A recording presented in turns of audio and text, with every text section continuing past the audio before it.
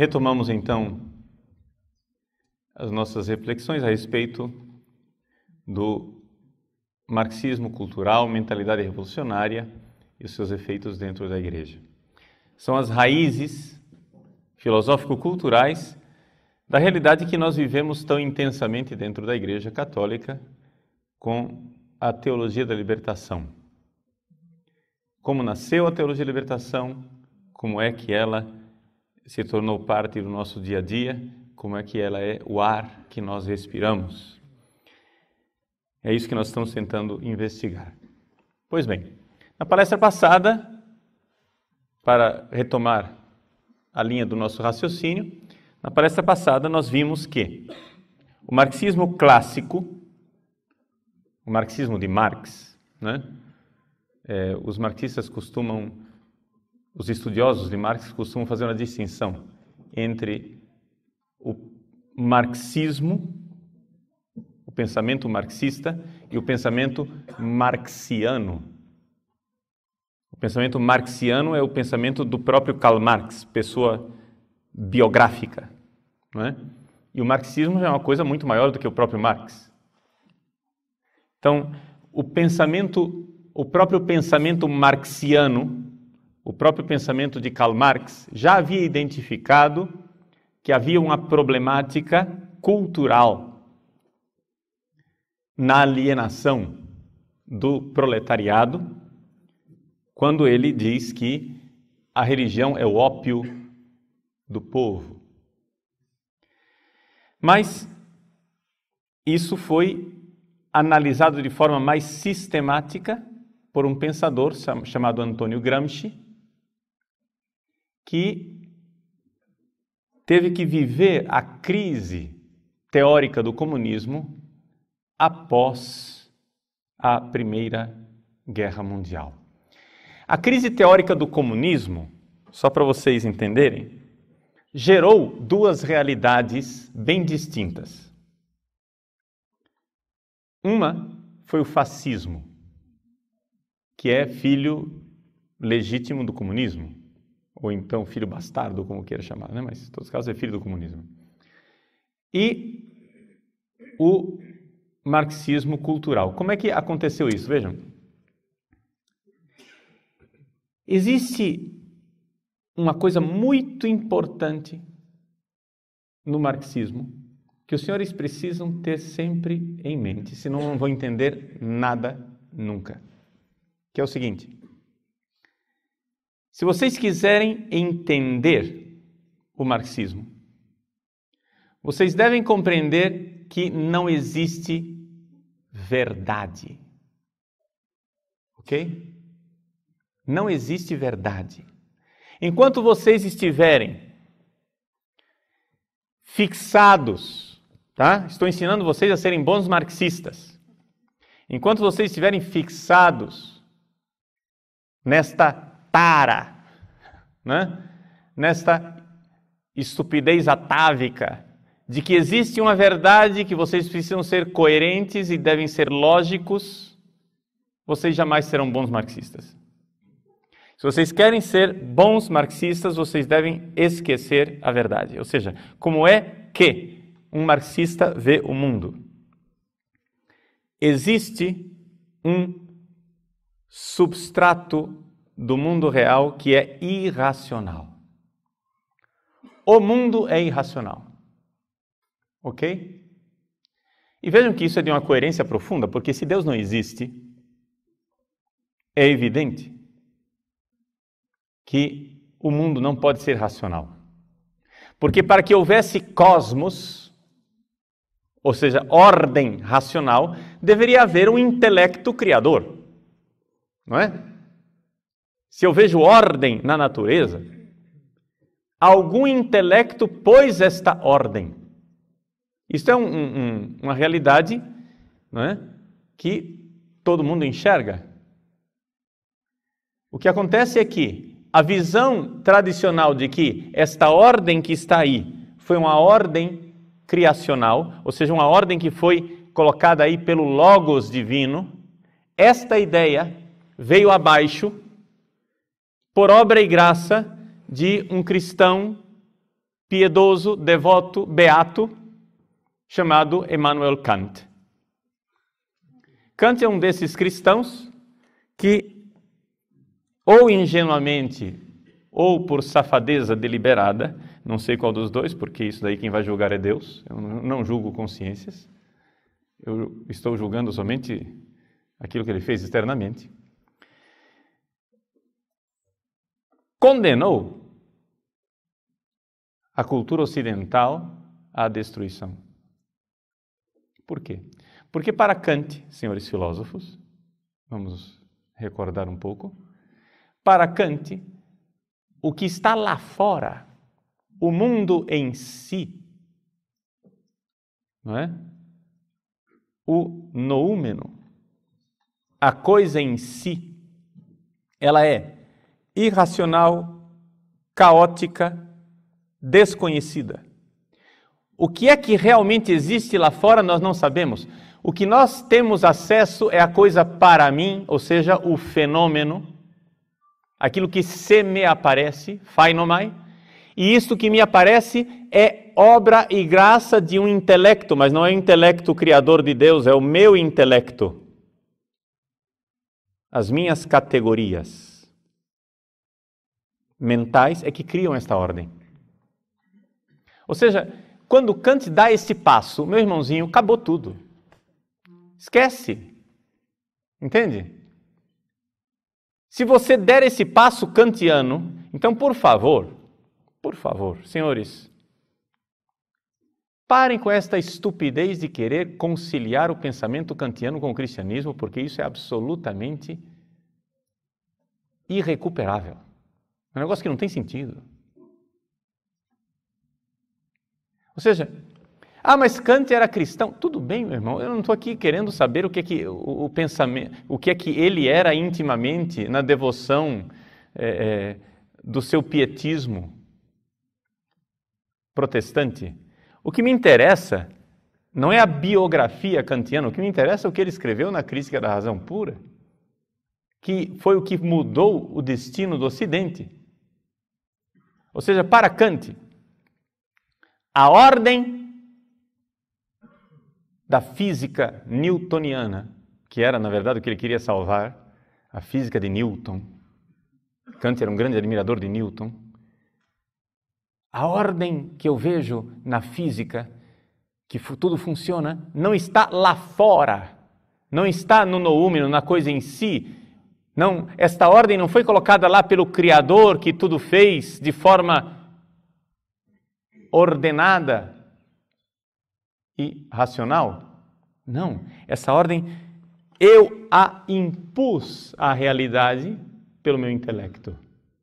Então, a física de Newton funciona para Kant não porque o mundo é assim, mas porque todas as cabeças são assim. Portanto, você faz um cálculo e esse cálculo da física terá o resultado idêntico ao meu cálculo, porque a minha cabeça funciona do jeito que a sua cabeça funciona, então é o meu intelecto quem impõe uma ordem a isso. É evidente que isso é um pensamento absolutamente autocontraditório, não é? É um exemplo, digamos assim, monumental de paralaxe cognitiva. Quem não sabe o que é isso, vai ler Olavo de Carvalho e os senhores saberão. Ou seja, não é só uma questão de simples incoerência, é uma desonestidade intelectual de um sujeito que se coloca no lugar de Deus e ninguém mais sabe como é o mundo real a não ser ele. Ele é o narrador onisciente que... Entende? Que sabe como é o mundo real. Mas você não sabe como é o mundo real, você só sabe do fenômeno. Mas Kant, não é? Que deve ser a quarta pessoa da Santíssima Trindade, sabe como é o mundo real. Muito bem. Mas vejam o passo tremendo. A realidade é absolutamente caótica e irracional. Quem é que cria a racionalidade? O intelecto humano. O marxista pensa isto, mas não pelas razões kantianas, de achar que nós temos categorias, mas pelas razões marxistas de ideologia. Ou seja, a ordem que você impõe ao mundo irracional é uma ordem que traduz os seus interesses de classe. Ou seja, existe uma superestrutura. A superestrutura para Marx é o quê? É a religião, é a filosofia, é o direito, é a ética. Ou seja, aquelas 3 colunas a respeito das quais falava o Papa Bento XVI, são, para Marx, uma superestrutura que justificam o status quo, que justificam a situação opressora na qual a sociedade se encontra. Então, quando eu crio esta cultura, vamos resumir essa história toda com a palavra superestrutura, né? Vamos resumi-la na palavra cultura. Quando eu crio com a minha mente uma cultura, aquela cultura está defendendo os meus interesses de classe. E aí eu pego essa cultura e inoculo essa cultura no subconsciente das pessoas. E as pessoas tornam-se profundamente alienadas porque beberam desse veneno. E então, as pessoas começam a defender os meus interesses de classe porque elas beberam a minha religião, elas beberam a minha filosofia, elas beberam o meu direito e esta lógica burguesa irá defender os meus interesses de classe. É por isso que os marxistas não debatem. Se vocês estão querendo debater com marxistas, meu irmãozinho, você pegou o trem errado. Você perdeu o trem da história, como eles dizem.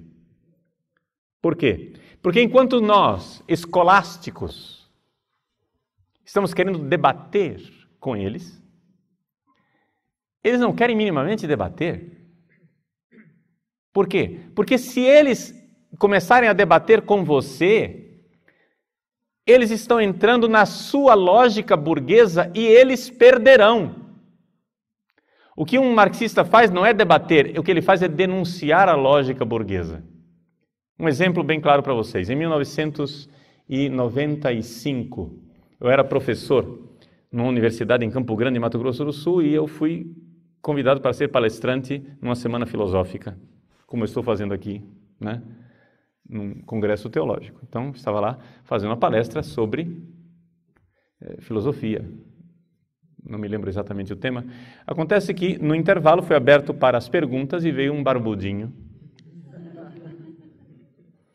com anel de tucum no dedo, se colocou na fila para fazer perguntas, e na hora que ele veio fazer perguntas, ao invés de dirigir a palavra a mim, ele voltou-se para a plateia e disse: gente, se nós seguirmos a lógica dele, nós vamos ser obrigados a concordar com ele.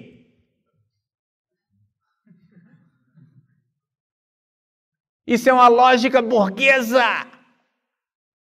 É isso que o marxista faz. Ele não vai querer debater com você, meu irmão. Porque se ele entrar num debate com você, ele sabe que já perdeu. Porque se ele entrar no debate, ele assumiu as premissas da sua lógica burguesa. A única coisa que ele vai dizer é denunciar. Já ouviu falar desse negócio? O importante é anunciar e denunciar. Já ouviu isso? Eles vão denunciar o quê? Eles vão denunciar a sua lógica burguesa. Eles vão denunciar que você está a serviço do sistema opressor. Entendeu? Que você é um agente da Matrix. Entendeu? Vocês assistiram o filme Matrix, né? Matrix, não tem os agentes? O Keanu Reeves, né? O nome é Neo, né? O nome dele? O Neo está lá lutando contra os agentes da Matrix. O que é? Vejam, aquele filme mostra claramente isso. Existe um substrato do mundo real, que é irracional, e então se cria em cima uma superestrutura, que é a Matrix, que é um programa, As pessoas são programadas para ver o mundo daquele jeito. E se você quiser fugir da lógica do mundo, os agentes da Matrix vão impedir você. Entendeu? Então o agente Smith vai aparecer e vai impedir você de sair da lógica. Então, o Padre Paulo é o agente Smith. Embora esteja vestido mais de Neo, se colocar um óculos escuro, tem que pôr uma peruca também, né? Porque ele não era careca. Mas, embora esteja com a batina do Keanu Reeves, né? No filme, na verdade, eu desempenho o papel de agente Smith. Eu estou aqui para impedir que você saia da lógica burguesa que escraviza, ou seja, estou aqui para impedir que você saia da Matrix. Portanto, todos estes padrezinhos novos que usam batina, querem celebrar a missa que está no missal, querem obedecer a disciplina que está no Código de Direito Canônico e querem pregar a doutrina que está no Catecismo da Igreja Católica, são agentes da Matrix. Ou seja, são agentes do sistema. Vocês serão odiados porque vocês estão escravizando o povo nesta cultura alienante que impede a implantação da sociedade perfeita, justa, sem classes. E, portanto, vocês, mais do que ninguém, serão odiados e combatidos. Vocês precisam aprender por que é que vocês apanham.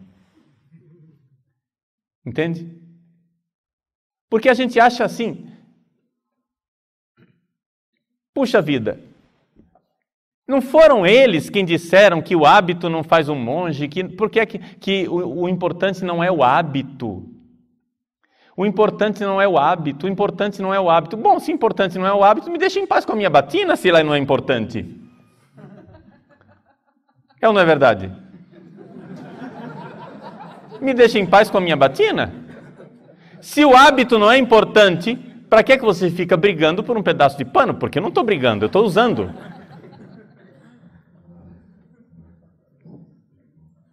Eu vou tranquilamente em reuniões de padres, onde 60, 70, 80 padres estão vestidos, né, em manga de camisa, traje civil, tranquilo. Eu não me incomodo que os 70 padres sejam vestidos em manga de camisa, mas os 70 se incomodam que eu esteja de clergyman ou de batina. Por quê? Se o hábito não é importante. Porque o hábito é importante. E o hábito faz parte do projeto. Porque a guerra é cultural. Então vocês têm que entender que nunca as coisas são como está sendo dito. Assim como eles não entram em debate com você, porque se eles entrarem na sua lógica, eles irão perder.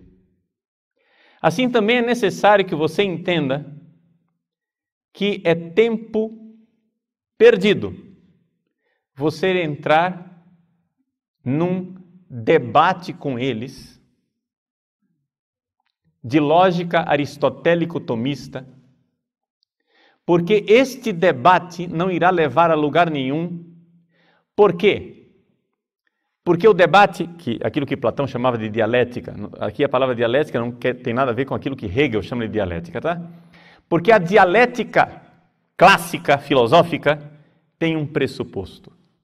Para que você entre num debate filosófico, existe um pressuposto, que é a honestidade moral dos debatedores. Ou seja, que as pessoas estejam buscando a verdade. Para eles não há verdade. Portanto, eu acho que todos nós já tivemos essa experiência infeliz de debater com um teólogo liberal da libertação que parece um bagre ensaboado. Quando você acha que o pegou, ele muda de opinião. Entende? Quando, por exemplo, ele começa dizendo, vamos supor que você usa batina, é romano, gosta de liturgia tradicional, isso e aquilo, e ele diz, o que é que você esconde atrás desta batina? E começa a jogar a isca, supondo que atrás da batina você esconde uma tendência homossexual, que você é um homossexual enrustido, e que na verdade você gosta de roupa e de exterioridades, porque você é um hipócrita. Aí quando no meio do debate, ele começa a notar que você está condenando o que ele acaba de condenar, ou seja, ele diz, por que esses padres que andam de batina depois são homossexuais com a tendência não sei o que, etc e tal, aí você começa a falar mal do homossexualismo. Imediatamente ele começa a defender o direito dos homossexuais. Mas não era você que há 5 minutos atrás falava mal dos padres homossexuais? Entende? Ou então você começa a fazer a apologia do celibato, da necessidade da castidade, isso e aquilo, etc e tal, e ele pula do outro lado dizendo que o celibato é uma instituição opressora. Mas não era você quem me acusava há 5 minutos atrás de não seguir o celibato e de ser hipócrita? Ora, se você defendia o celibato há 5 minutos atrás, por que agora você está dizendo que o celibato é o fim da picada? Vejam que eles não têm a mínima dificuldade. Com grande desenvoltura, eles mudam de posição, porque vocês têm que entender aquilo que é a lição básica de Antônio Gramsci. Não existe o bem e não existe o mal. O que existe é aquilo que ajuda a revolução ou aquilo que atrapalha a revolução. Um dos filósofos que Gramsci estudou e que todo o pessoal da esquerda venera é Maquiavel. E Gramsci colocou claramente que aquilo que Maquiavel fez a favor do príncipe, nós devemos agora fazer a favor do partido, que é o novo príncipe. Ou seja, não existe certo e errado. Não existe moral e imoral. Eles conhecem a sua lógica burguesa e sabem que você tem um apego atávico ao bem e ao mal, a distinção do que é certo e do que é errado, do que é moral e imoral, do que é ético e não é ético, e ele irá usar isso contra você. Afinal,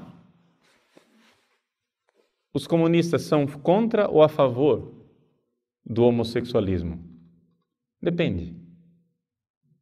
Quando o homossexualismo atrapalha a revolução, eles são contra o homossexualismo. Quando o homossexualismo ajuda a revolução, eles são a favor dele. Não existe certo e errado. Existe simplesmente o que ajuda a revolução. Por quê? Porque não existe verdade. O mundo é irracional. A realidade é caótica. A realidade é irracional. Tudo aquilo que você coloca como sendo verdade racional é uma criação sua. E se você tem um sistema racional, rígido e engessado, burguês, eles têm um sistema racional, versátil, revolucionário e dialético. É a dialética, é a força da dialética. Entende? A força da dialética quer dizer que, na Rússia, eles jogam os homossexuais na cadeia. Por quê? Porque eles querem o homo soviéticos, o novo homem que irá lutar. E o homossexualismo é uma falta de virilidade, é uma falta de força, é uma falta de capacidade de luta, de potência. masculina. E, portanto, isso vai prejudicar a causa revolucionária, homossexuais todos nos campos de trabalho, nos gulag. Mas, por outro lado, esses homossexuais são absolutamente indispensáveis e importantíssimos para derrubar o sistema ocidental. Então, os mesmos comunistas que põem os homossexuais na cadeia em Cuba irão despejar rios de dinheiro para fazer passeatas gay na Paulista. Por quê? Porque os direitos homossexuais irão trazer abaixo o sistema. Compreendem a lógica? Ou seja, a lógica é uma lógica dialética. Não existe verdade, existe aquilo que é oportuno. Existe oportunismo, ou seja, é lógica maquiavélica. Portanto, não há dificuldade nenhuma do senhor Luiz Inácio da Silva, o Lula, Luiz Inácio Lula da Silva, dizer na mesma semana que ele jamais foi de esquerda. E na mesma semana, ele viajar para Cuba e lá ser condecorado como um dos políticos que mais ajudou a causa revolucionária na história recente da América Latina. Isso aconteceu na mesma semana. Não há problema. Por isso não há problema. Um revolucionário irá vestir batina, rendas, casula, incenso, mitra, báculo, o que você quiser, brincos, peruca, sapatilha, o que quiser, desde que isso ajude a causa revolucionária. Compreende isso? Então, cuidado com as aparências. Cuidado com as aparências. As aparências enganam. Novamente, você irá avaliar a atuação de uma pessoa, não exatamente pela propaganda que ela faz, mas avaliando contra o que ela luta. Não existe verdadeiro amor pelo bem se você não odeia o mal. Você pode usar o bem como um simples espantalho, como um simples boneco de pano para atrair os bobocas. Mas o que irá dizer se você realmente abraçou o bem é se você está combatendo o mal dentro de você e fora. Lembremos disso. Porque a luta, meus queridos, começa dentro de nós. Muita gente me pergunta, Padre Paulo, o que é que nós precisamos então fazer para acabar com esta ideologia marxista que está acabando com a igreja e tal? Primeira coisa, se converta. Primeira coisa, faça jejum, reze. Seja um bom cristão, siga o exemplo dos santos. Odeie seu pecado. Confesse-se toda semana.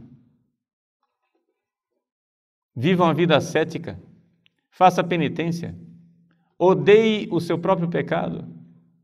A luta começa com você, porque não é contra a carne e contra o sangue que nós lutamos, mas contra os espíritos malignos nos ares.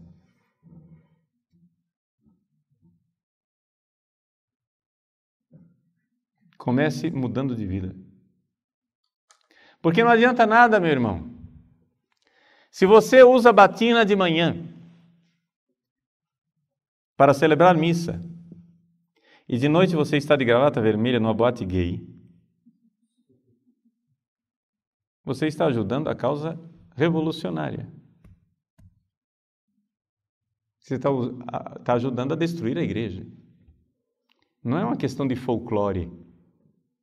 Se a batina tem algum valor, ela tem valor enquanto ela denota um homem que morreu para o mundo. Ou que pelo menos quer morrer para o mundo. Se não, é uma fantasia como outra qualquer. Então, nesta luta cultural, nós temos que entender que nós estamos agindo, não é? Numa luta cultural, mas a partir de visões de mundo diferentes. Ou seja, existe uma visão de mundo, uma mundivisão, Weltanschauung, como dizem os alemães, né? Uma forma de enxergar a realidade completamente diferente. Nós cremos que existe uma verdade. Vamos fazer um pouco a nossa profissão de fé. Não vamos falar só do negativo, vamos falar do positivo. Nós, burgueses, nós que defendemos o sistema, nós, romanos, nós que queremos alienar o povo, nós, opressores, nós cremos que existe uma verdade. E que esta verdade, ela é maior do que a igreja. Esta verdade não foi criada pela igreja. A verdade fez uma igreja, mas a igreja não faz a verdade. A igreja deve servir a verdade. Nós, homens de igreja, devemos lutar diariamente contra a única arma que o demônio possui. Vejam, o demônio é um espírito. Dizer que ele é um espírito, em termos filosóficos, significa dizer que ele é um intelecto. E qual é a única arma que um espírito tem? Uma espada. Como é que espada ele tem? Ele não tem corpo. É um puro espírito. Como é que ele pode ferir você? Ele não tem corpo. A única arma que ele tem são ideias. Essa é a arma do demônio. Esse é o poder que ele tem. A mentira. E as pessoas não percebem isso. As pessoas dizem assim ingenuamente, expressando uma abertura acadêmica: eu sei conviver com qualquer ideia. Eu sou muito aberto à diversidade de ideias. Eu aceito qualquer ideia. Meu irmão, eu aceito qualquer pessoa, qualquer ideia não. Eu respeito qualquer pessoa, mas qualquer ideia não.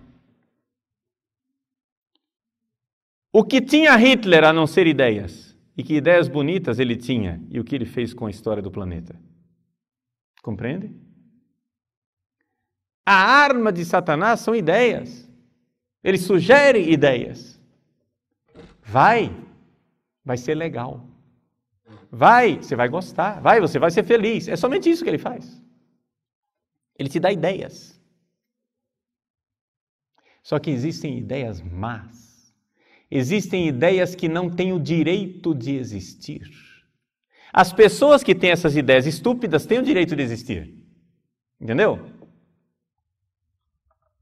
O que nós temos que ser capazes de dizer e de fazer é o seguinte: meu irmão, eu amo você, estou me entregando pela sua salvação, mas eu odeio a sua ideia, o seu pecado e o que você está fazendo. Não há verdadeiro amor pelo bem se não houver ódio pelo mal. Não há.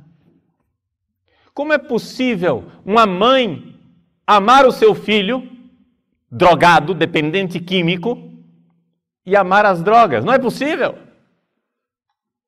Se ela ama o filho, ela odeia as drogas que destroem o filho. As drogas destroem o seu filho, então ela odeia as drogas. Então, exatamente porque ela ama o seu filho, ela odeia o que o filho está fazendo. Se nós quisermos ter verdadeiro amor pela humanidade, nós precisamos odiar o pecado da humanidade que está levando a humanidade num bloco de carnaval, de forma festosa, alegre e contente para o abismo. Nós somos uma humanidade que em bloco, festosa e alegremente, vai caminhando para o abismo da autodestruição. E o melhor serviço que nós podemos fazer ao homem moderno é dar-lhe uns tapas para acordá-lo do seu sonambulismo suicida.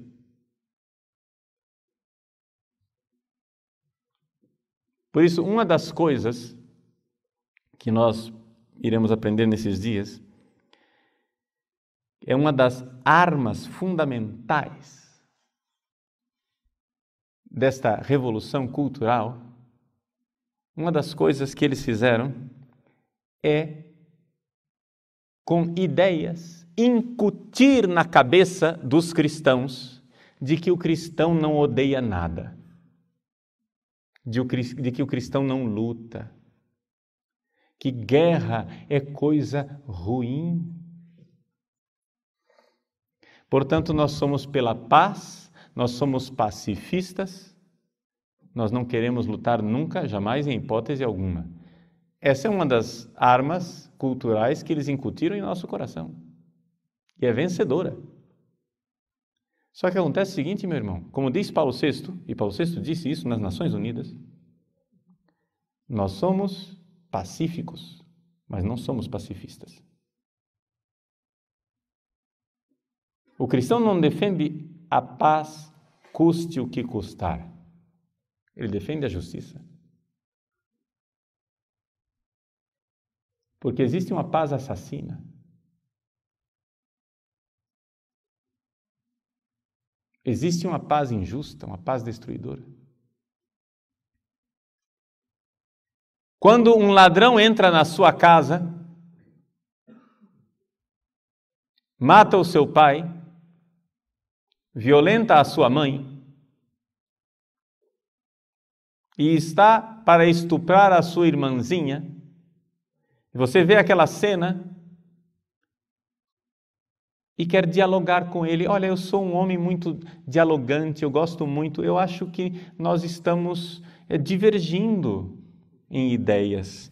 Eu acho que nós temos uma interpretação diferente do Código Penal. Isso que o senhor está fazendo, na minha opinião, é uma infração do Código Penal, porque o que o senhor está fazendo é assassinato, não é? É latrocínio, é estupro, é violência. E o senhor está achando que isso é coisa boa. O senhor não quer debater comigo civilizadamente, porque eu convivo com várias ideias.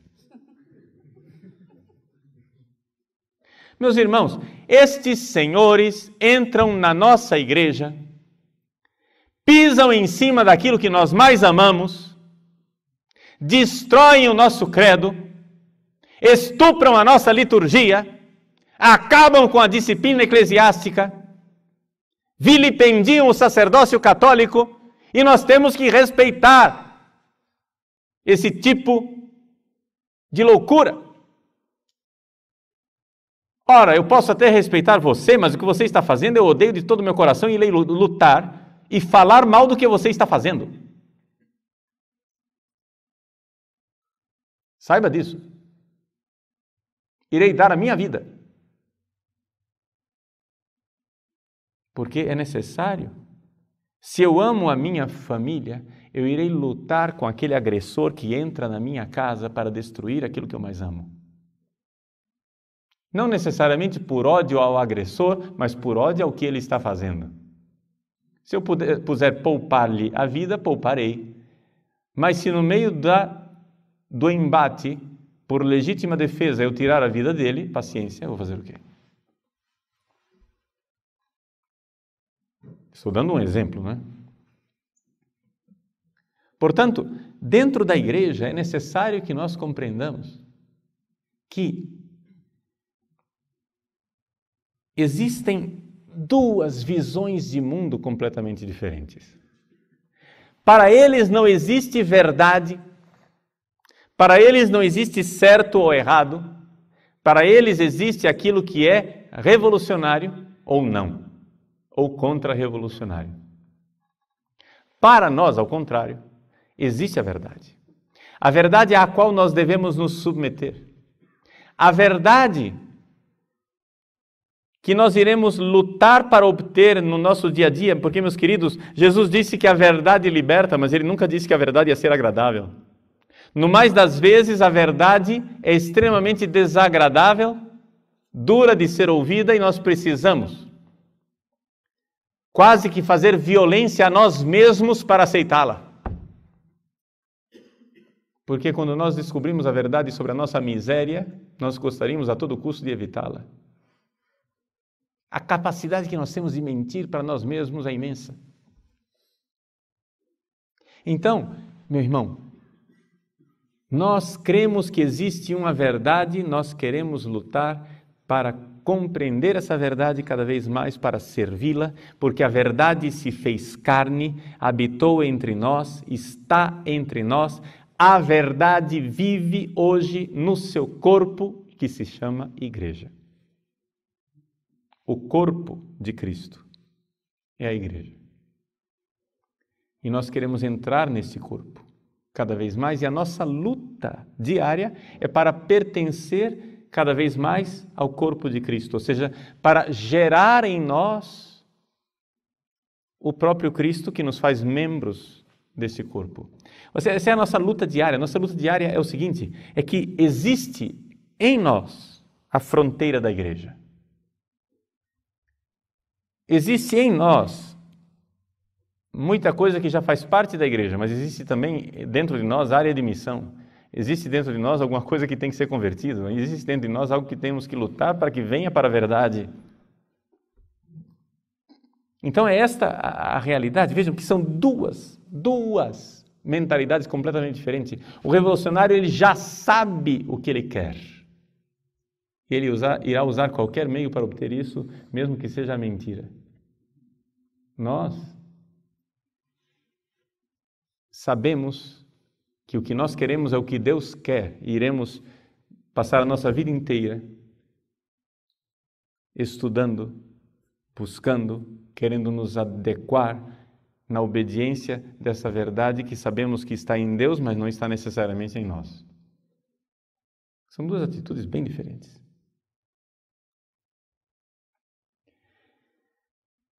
Vejam que eu vou traçando a história e vou aplicando ao nosso dia a dia, porque não adianta eu só dar para vocês uma noção teórica. Pois bem, Antônio Gramsci,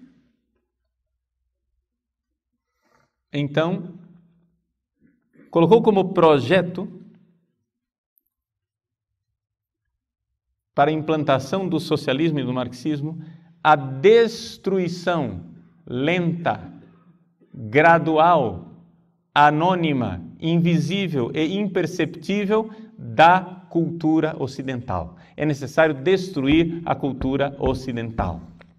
Eles são movidos por um ódio à cultura ocidental. É necessário destruir isso, acabar com isso. Como iremos fazer isso? Ele chama isso de modificação do senso comum. O que é a modificação do senso comum? Vejam, é necessário lembrar que Gramsci, como todo bom marxista, ele é anti-intelectualista. Anti-intelectualista quer dizer o seguinte: não existe verdade, o que existe é simplesmente uma ideologia para se alcançar alguma coisa. O mundo ele é irracional, a verdade é superestrutura, é uma criação fictícia do homem. Muito bem. Então, se é assim, nós não precisamos ter uma grande estrutura. Uma grande estrutura. Não, basta que essa estrutura seja convincente. Basta que a ideologia seja convincente. Então, a coisa aqui é lutar para um jogo de marketing. Entenderam? Não existe verdade, o que existe é marketing.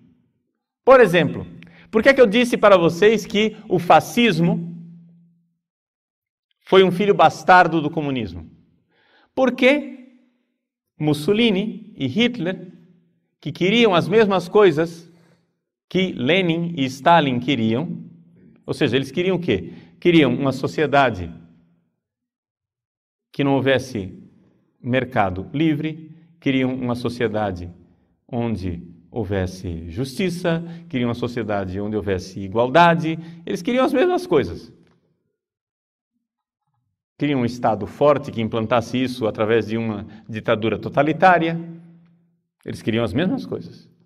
Mas a diferença é que Mussolini e Hitler achavam que a ideologia de classe, ou seja, essa ideia de que nós temos que lutar para os nossos direitos de classe, não era um chamariz atraente o suficiente, não era marketing fascinante. Eles notaram que durante a Primeira Guerra Mundial, os alemães lutaram contra os franceses e que havia esse sentimento patriótico. Então, vamos usar o patriotismo como bandeira para trazer as pessoas. E criaram o fascismo. Ou seja, qual é a diferença básica entre Stalin e Hitler? O marketing, só isso. Enquanto o marketing de Stalin é o marketing do trabalhador, do proletário, da lógica de classe, do interesse de classe, o marketing de Hitler era a nação, a raça, né? O interesse da nação e da raça, porque ele achava um marketing mais interessante, mas basicamente estavam fazendo as mesmas coisas. Então a mentalidade revolucionária, ela muda, ela metamorfoseia o marketing conforme a época, desde que ela consiga obter o que ela queria obter. Então, quando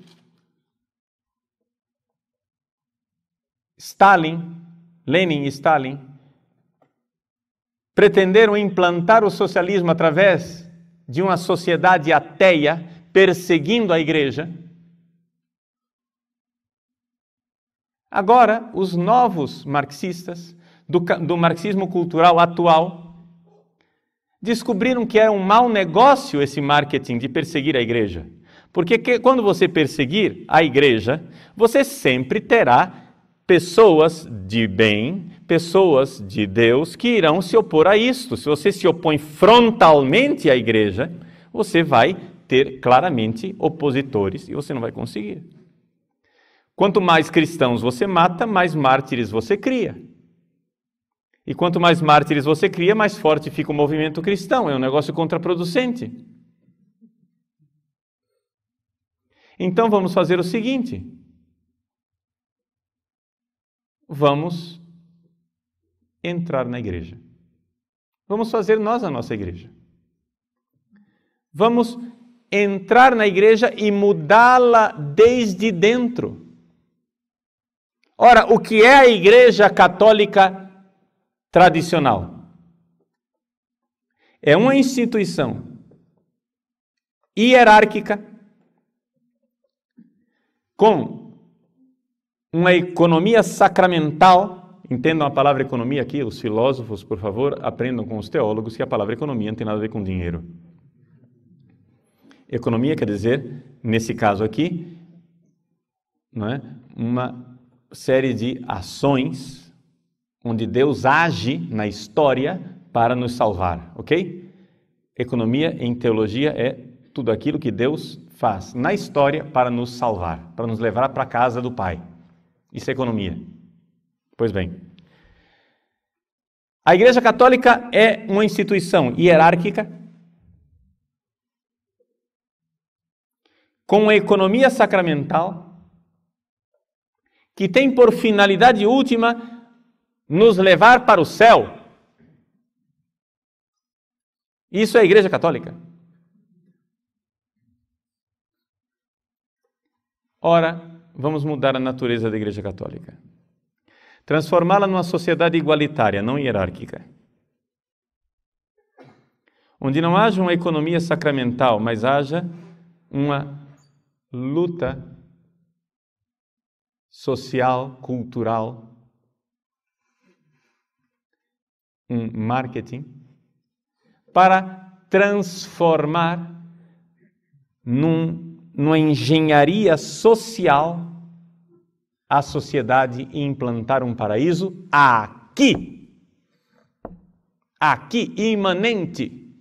Imanentização da escatologia. Aquilo que é o bem escatológico transcendente que nós esperamos no céu foi trazido pelos marxistas para este mundo. É aqui que interessa. Será aqui nesse mundo o paraíso.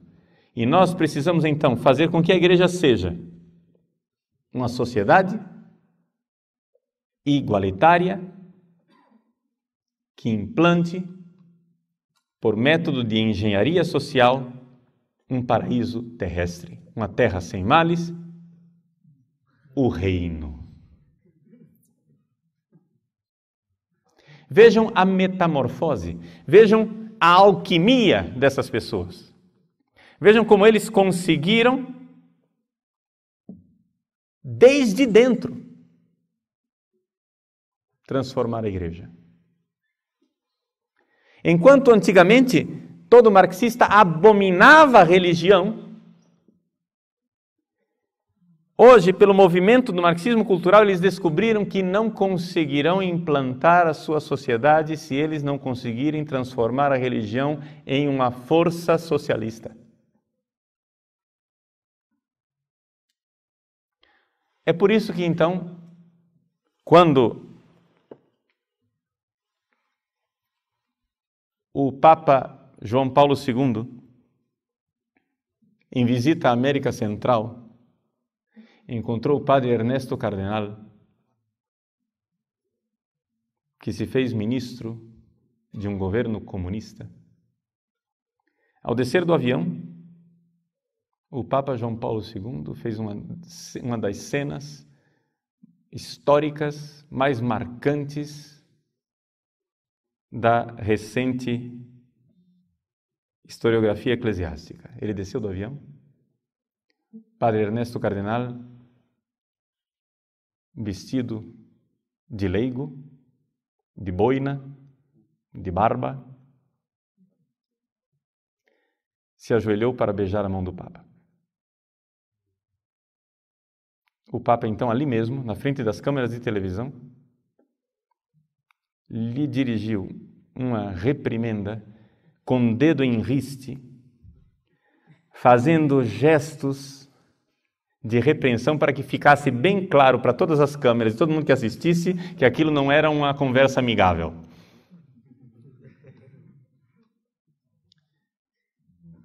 Qual era a ideia do padre Ernesto Cardenal? É que existem duas igrejas. Uma igreja popular e uma igreja romana, da hierarquia. Porque, lembrem-se, para ele não existe verdade. Então, você tem que escolher a ideologia do magistério. Veja só, você que é romaninho, né?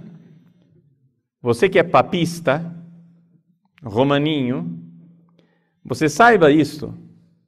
Você está seguindo uma ideologia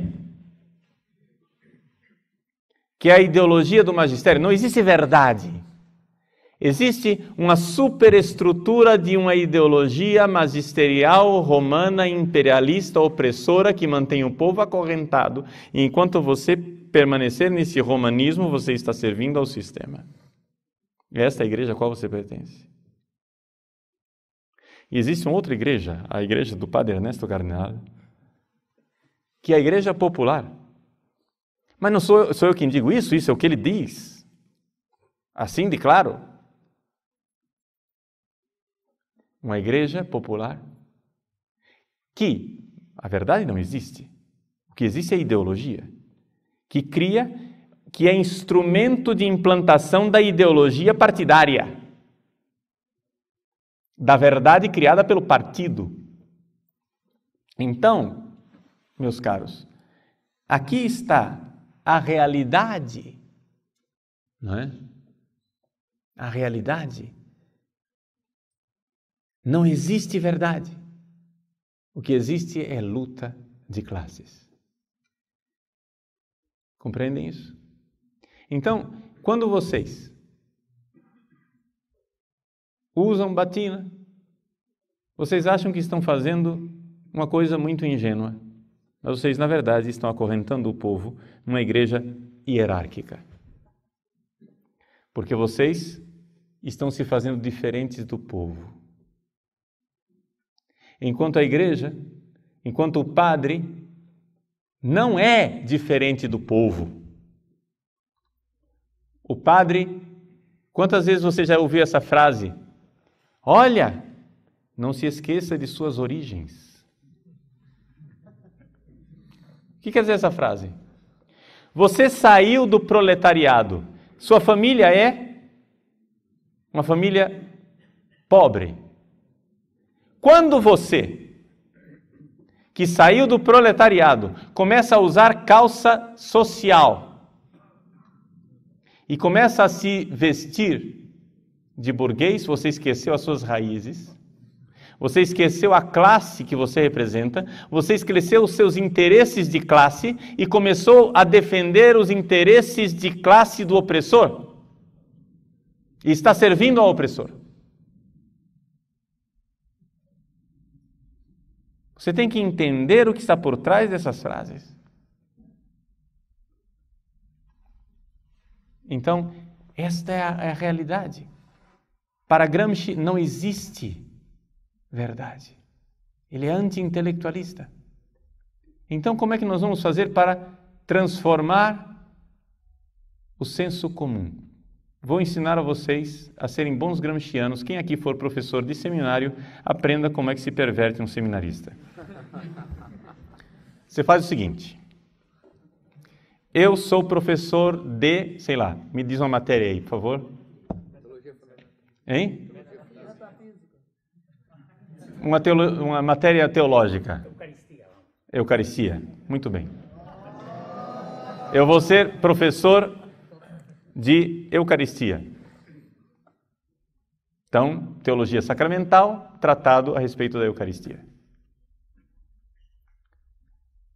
Chego em sala de aula, não trago nenhum livro, peço para vocês fecharem os livros, esquecerem o catecismo, porque afinal nós não vamos ser infantis, nós somos pessoas inteligentes.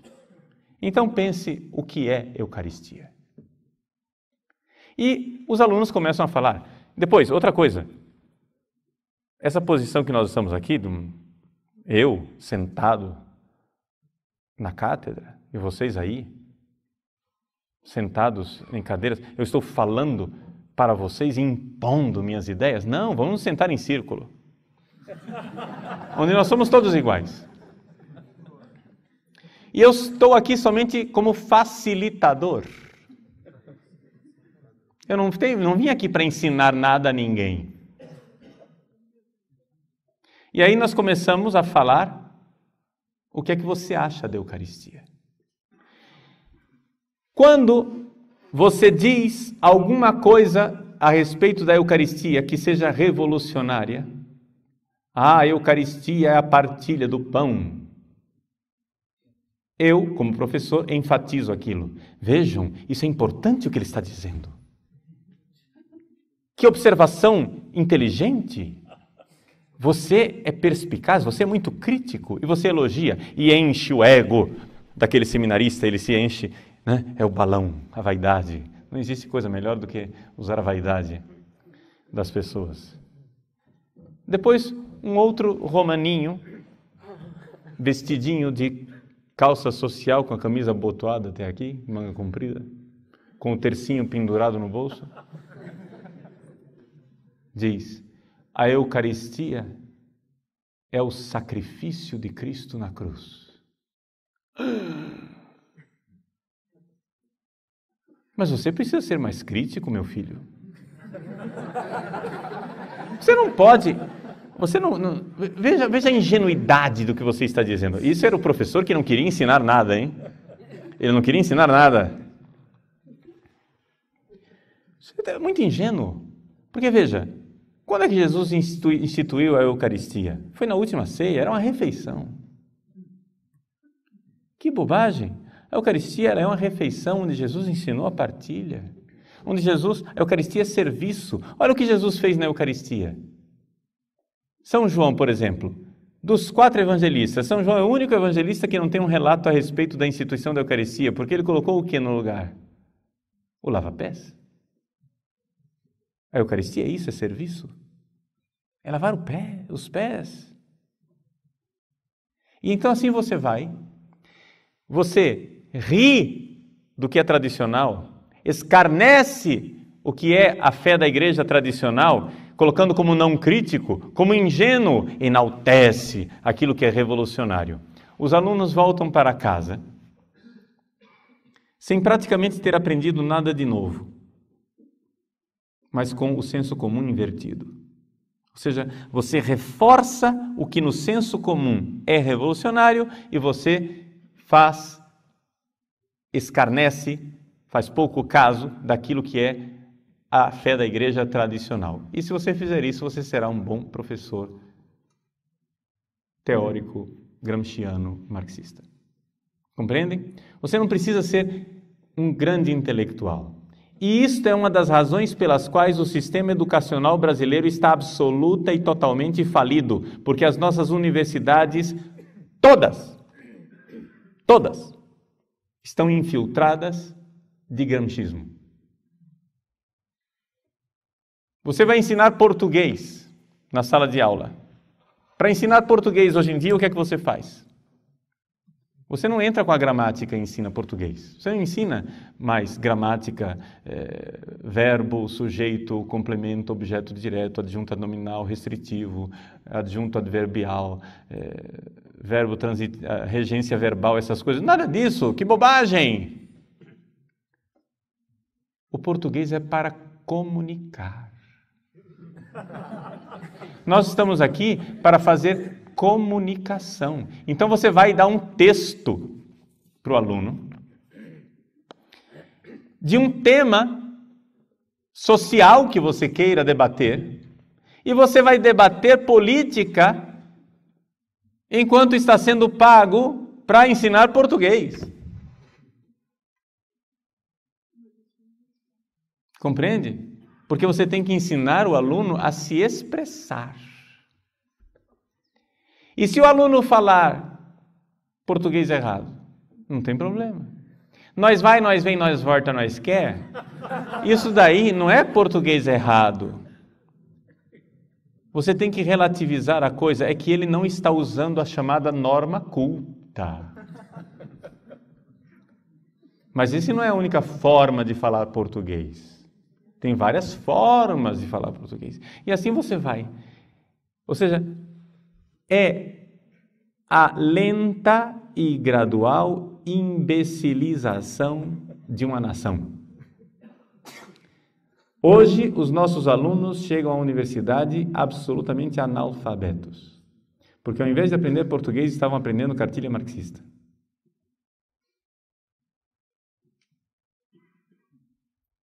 E isso ajuda muito, porque, afinal das contas, se eu quero implantar o socialismo, eu preciso dominar a sociedade, e para dominar, nada melhor que dominar uma classe de idiotas.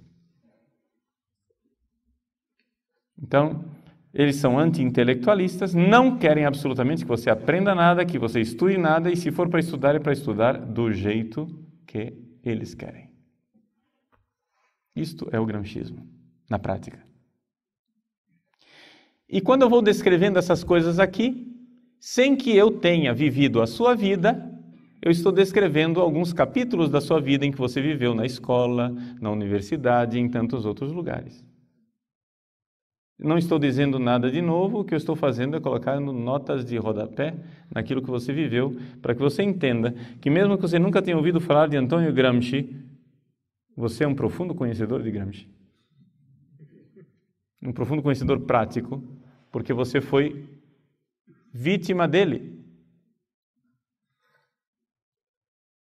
Você foi vítima dele. E esta é a realidade, esta é a corrente vitoriosa, digamos assim, dentro do mundo atual, principalmente dentro do Brasil.